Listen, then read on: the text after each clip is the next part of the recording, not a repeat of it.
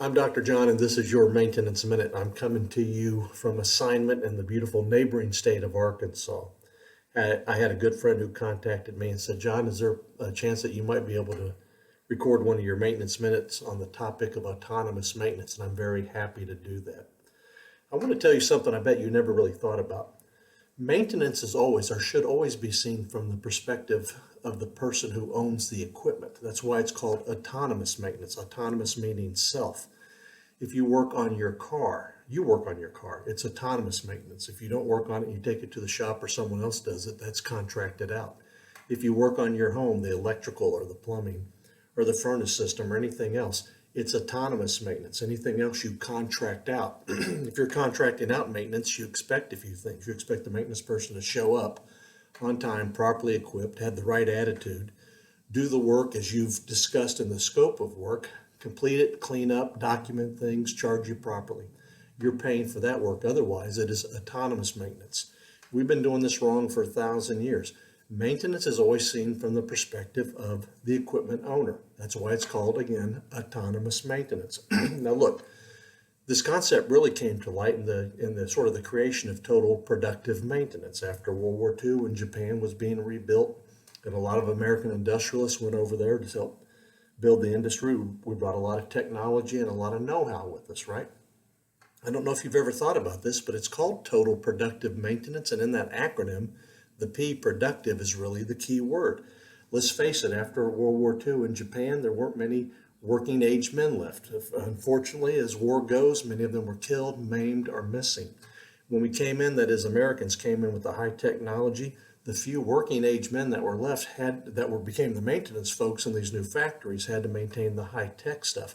All the other kind of low skill, I don't mean to sound like that, but the low skill type stuff had to be done by the operators or production, total productive maintenance. The people we had to work with in Japan, again, the working age men that could be the maintenance people, did the high tech stuff.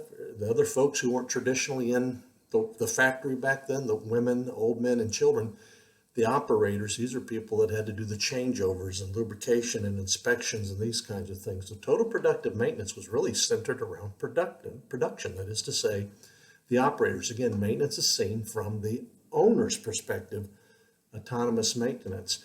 Here's what we have to do. We have got to get our operators and production engaged in some relevant actions to maintain the maintenance and reliability of the equipment, not busy work. Let's face it, if you take any asset out there, it's going to take probably 100 different things to keep that equipment running reliably. Maintenance will always do 97 of those things, but we need the operators to have some engagement, do these three things: keep it clean, operate it properly, or two of those things. So what we have to do is get this engagement. We have got to get operators intimately familiar with the equipment. So when they're working with maintenance, when we're having this partnership and we're discussing how to improve equipment, how to keep it maintained better, keep it more reliable, we can talk the same language. They have great theory of operation. They know the components. They know what the components do. And again, they're very intimate through cleaning and servicing and changeovers and these kinds of things. They are the owners of the equipment. Their work is autonomous maintenance. When they can't do an activity based on either the bandwidth, the time that they have, or the technical knowledge, they contract that out to the maintenance department, and we bring our A game. Right attitudes, right tools, right parts. That's how the partnership, that's how it's supposed to work. That's how it's supposed to work, certainly in total productive maintenance, and probably supposed to work in your environment, in your factory as well. Now look, we don't need operators engaged in so much maintenance that nobody's actually producing revenue for the company, right? We need operators to run the equipment. We don't need operators doing busy work just to give them some reason to run a rag across a machine. We keep equipment clean to keep that stuff from getting up in the workings of the equipment. Operators engaged in using some tools and some minor parts changes or whatever they're allowed to do at your factory. But once again, we've got to get operators, give them an opportunity to be intimate with their equipment. Their work is autonomous maintenance. It's part of ownership. Equipment maintenance is seen from the perspective of the owner, and that is the operator. I hope this has been helpful. I'd love an opportunity to talk to you about it. I thank my friend for recommending this topic. I encourage you to subscribe to this channel, and I hope that you're getting some real value out of these videos. I'm Dr. John, and this is your Maintenance Minute.